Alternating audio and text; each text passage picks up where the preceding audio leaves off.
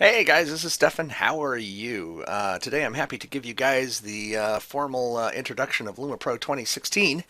And this is my sixth or seventh major release since I started working on LumiPro back in 2008. And of course, all users always get all upgrades for free. So it's kind of a living product that continues to evolve and get better with time. You also see that in some of the older videos. The HUD looks a little different than it does today, and that's just a part of the ongoing evolution. So Sammy and I found this really cool place here that looked like it would be a lot of fun to shoot in. So we're going to go shoot in here today. So what LumiPro is, here's LumiPro right here. LumiPro is a HUD, and the HUD is worn by the photographer. And what you do is you give lights to the model. The model wears these lights, and then you can control them. You can also control yourself. So the way you give lights to somebody is you would say, give lights to Sammy, and she would put them on. It brings out some color stuff. Let me close that out for just a minute. And then Sammy, since she's already wearing lights, we don't have to do this again. Let me show you what these lights look like. What you see is light for the lights is you'll see three lights that are balls. These balls are cast unidirectional lighting, a little bit like how a lampshade in a room would cast light in all directions. She's also wearing what's called a projector. A projector is kind of like a flashlight, and the flashlight shoots the light at a specific direction at a specific angle, and is really good for casting shadows. So the nice thing about LumiPro is LumiPro works pretty much full function anywhere, including a no-res and even a no-script sim. And also with a couple, you'll see one little piece that I'm going to res here in a minute, gives you even finer control of the situation. But to start with, we'll not do any resing. All right, so let's look at the three wearable balls.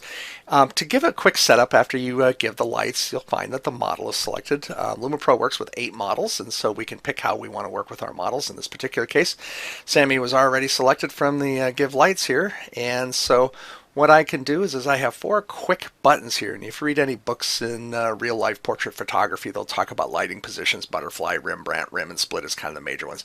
I'm a big fan of Rembrandt. So just as a quick setup, you can wear the lights, or give the lights, have them put them on, press the Rembrandt button, press hide, and you're off shooting with fairly nice lights. Let's describe Rembrandt a little bit. So what you'll see is there's the primary ball. It's the red ball. It is adds the primary light up and to one side.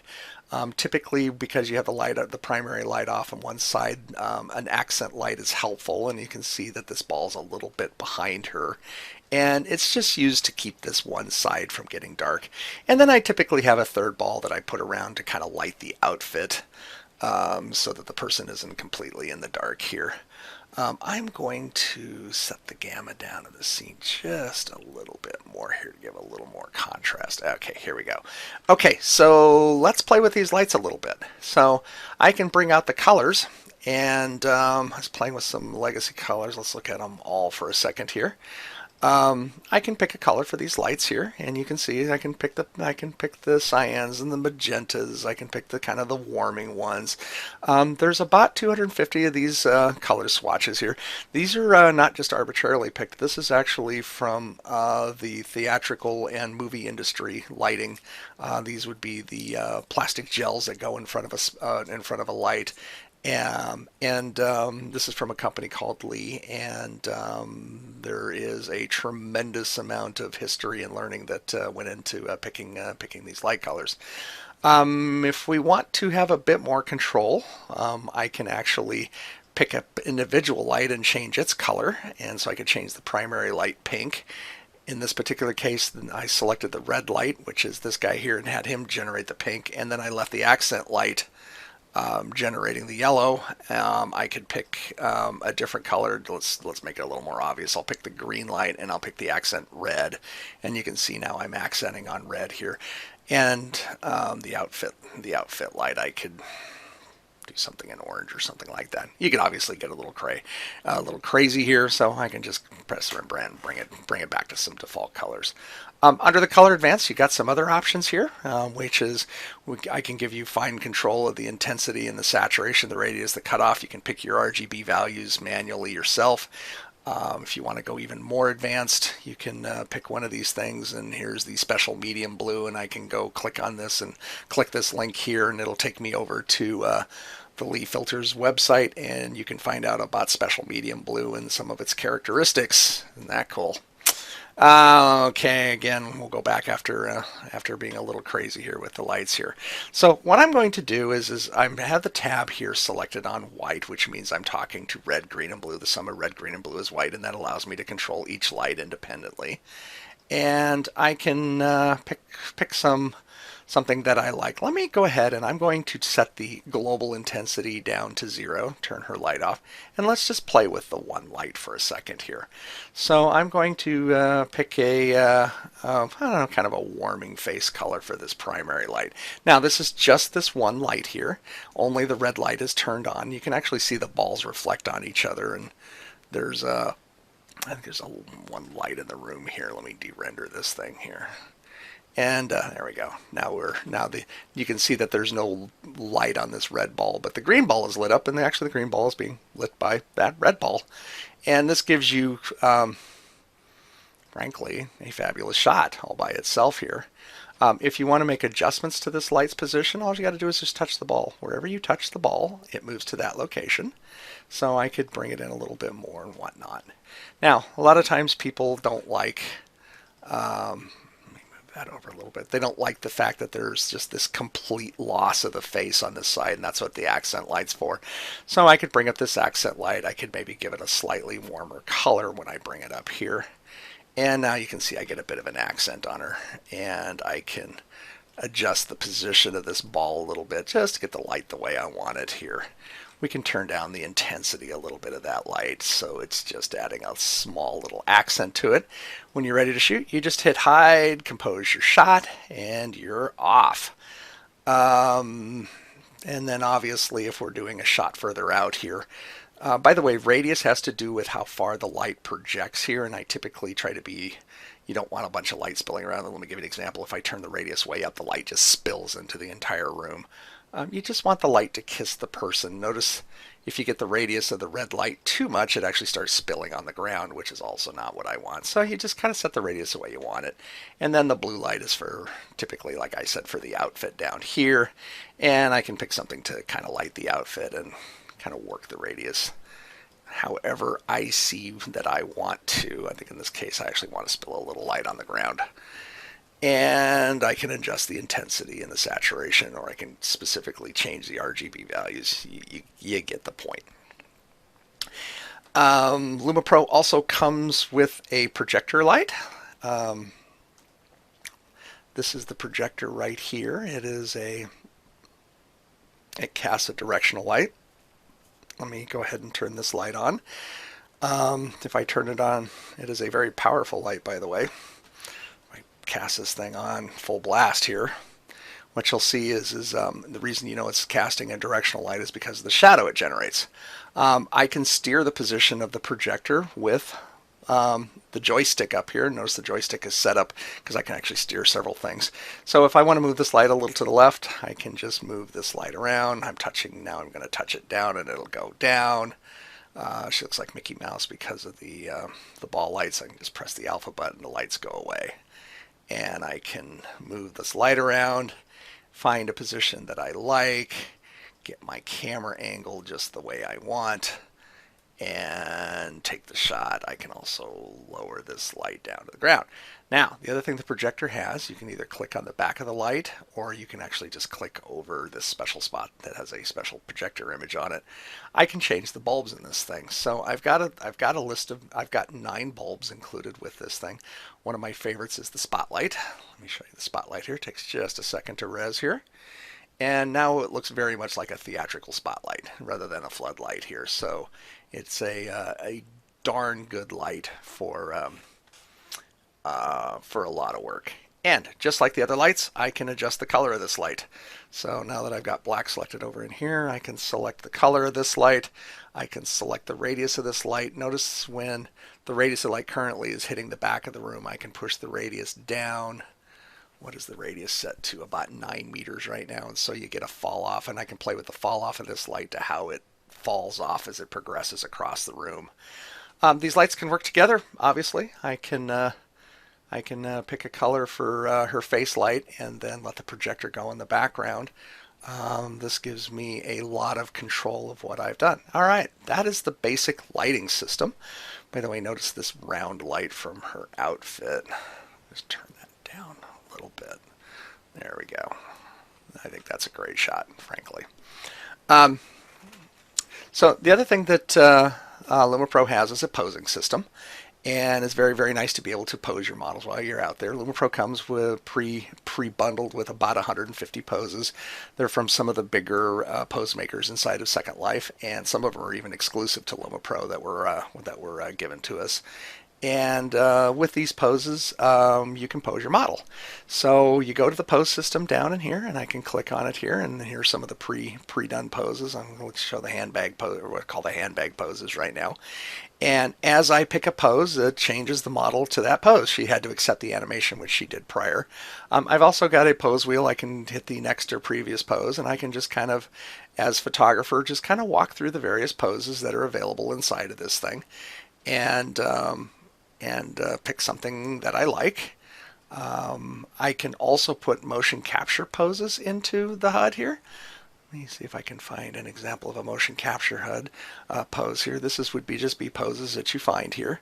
And with these motion capture poses, gives you just a little more work and ability to go do this. Now the cool thing is if you notice she's moving around a bit, and even though while she's moving around, the lights are staying correctly on her. And this is the big difference between versus just putting lighted prim in a room. As you can see, these oops, trying to just hide everything here. These lights stay with the model as the model is doing their thing, which is really, really handy. Okay, so let me hide the lights again. So now we've talked about the pose system. You can pose up to 8 different models. You would just select a model and you can put them in different poses. You can put them in static poses. You can put them in motion capture poses. You can buy your own poses and load them into the HUD. The HUD's good to about 300 poses, so there you go. All right, next thing I'm going to show you is something called a sit ball, and this is one of the few resable items. I wish I could push the model around. If I wanted the model a little closer to the piano or something like that, I could give all the verbal cues to just move around, or I can just do something called res a sit ball. And sit ball is something that you res. It's on the res menu. And right now it's resing this little entity here. It's dark in the room here, but you can kind of see the thing here. And I'm going to ask Sammy to sit on that sit ball. And thank you, Sammy. And I can re-pick up that pose that she was in. And now, with the sit ball, if you notice the little joystick actually moved over to the sit ball, I can now maneuver Sammy around here. So I can take Sammy to the left. I can move Sammy to my right. I can push Sammy further away. I can push Sammy closer. And I can also rotate her around here in position here. So let's say I wanted to get her up on stage. I'm going to need to bounce her up in the air a little bit and push her out a little bit, rotate her around. But the nice thing is now this is under the models or the photographer's control to decide how they want to do this. Boy, is she short relative to that piano. Holy crap. Okay, so just like everything else, you can press the alpha to hide things, get the sit ball out of the shot, and life is good. One of the last things you would do while you're shooting, by the way, you can just press the hide on the HUD when you want to take the shot or the HUD's getting in your way. The next thing I want to talk to you about is the eye control system. If you notice, Sammy's eyes are at this particular time looking left, but then as she's going to move here in a second, you'll see that she's actually looking at something within the room, and now her eyes have gone straight. It'd be nice to give a little more control here. I'm going to put her into a static pose here just to make this a little bit easier for us. I'll pick one of those handbag poses that I had before here. Now, it's a static pose here. Now let's go take a look at the eyes. What we're going to do is we're going to move the joystick over to the eyes. Now I have an eyeball here that I can control. If I wanted to look left, I just click the left. Notice she went left. I click right, she looks right. I can make her look up, which looks a little crazy. Make her look down, again a little crazy. Depends on the shot. But what I can do is I can compose a camera angle that I like, and then I can just have her kind of try to look at me. Now notice this system, I can move it a little or a lot. I can mix downs and ups, or downs and lefts and rights and all together. This is the only system I've seen that gives that kind of control. And then I can just kind of maybe between the eye position and the composition set what I want and be done. Sometimes I like her looking away versus looking at me, maybe looking down sometimes just a little bit, not so far on the look. Something like that. Something like that looks pretty good. Okay, so the new thing that we added to LumiPro 2016, let me close out some of this stuff here, was this thing around presets. And what a preset is, it allows you to, you've done a lot of work, you've set her position, you've set her eyes, you've set the pose, you've composed a camera angle you like, you can save all this stuff. So let me walk you through this. What you do is you first say, I would like to save the lights, the camera, and the pose is already set. And it will, then I want to have 9 positions that I can save it in, and then I can hit save. Okay, and now it's saved that position. Let's pick something else just to give us something to compare and contrast with. I'm going to change the pose. I'm going to go into the color system and, let's pick another one. All right, we're going to change that. Let's change the lighting colors. Oops, change them all. We'll change the lighting colors here. We'll change the spotlight color. Let me go over to... pick a tight spotlight on her for this particular shot. Medium spotlight. And let's change the position of the spotlight here. I'm just kind of trying to get the angle of the shadows the way I want them. And then I'm going to adjust her eye position. Something, I don't know, what do you think? Something like that. Maybe back out just a little bit. Now, I want to save this into position 2. So I want to save the lights, the camera, the pose, and I'm going to save this into position 2. And as each of the ingredients reports back to the preset system, it turns that system green. And so what it says over here at the top is it was last saved at 1:10 p.m. That's what time it is. And it saved the red, green, blue, and projector light. The camera's currently unlocked. It's setting the focal distance so I can get the focal distance right for depth of field. The pose ball was saved in what sim it was in and what pose it was in, the position of the eye, and what region this is. I'll show this in a second. All right, so let's say we want to go look at that first pose again. I can now hit restore. And there's the camera angle that I used in that first shot.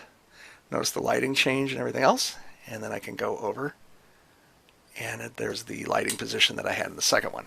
So let's say I don't want to mess with the camera angle, but I like the lighting only from the first thing that we saved. I can just do that and it will keep the old camera position and the old lighting position, but move over to this.